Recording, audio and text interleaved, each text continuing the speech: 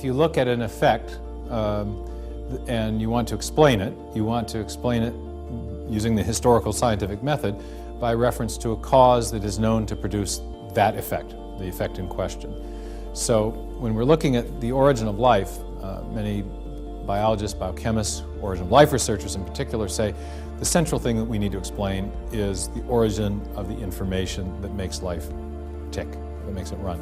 What runs the show in biology is information, much of it encoded digitally in the DNA molecule. We're also learning that there's other forms of information organized hierarchically in other parts of the genome and even beyond the genome.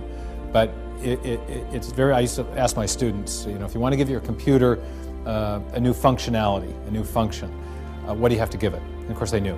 Code. You have to give it information. And the same thing is true in life. If you want to produce life in the first place, if you want to develop a new form of life from a pre-existing form of life, you have to provide information.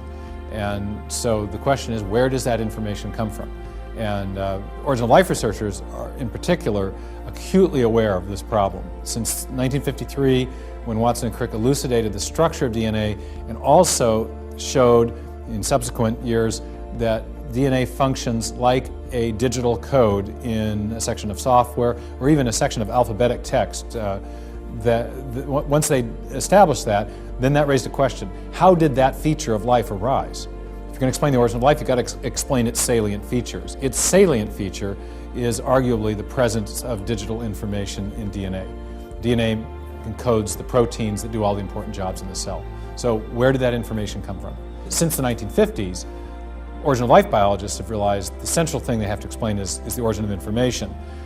Model after model has stumbled or even come to a grinding halt, has failed to explain precisely that feature of life. And so as I got into the topic of the origin of life, I realized that was really the central question. And as I was studying how scientists developed their theories to explain the origin of the first life, I realized that what was needed was a causal explanation for that feature of life.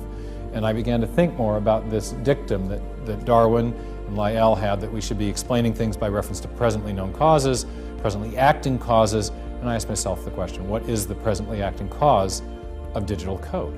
What's the known cause of information generally? And what we know from uniform and repeated experience, which is the basis of all scientific reasoning in the past, about the past, is that information always comes from an intelligent source. Digital information, for sure, we know it comes from programmers, but information generally always comes from an intelligent source. So by using Darwin's rule of reasoning, I concluded that the best explanation for the origin of the information necessary to build the first life is actually intelligence, what we now call intelligent design.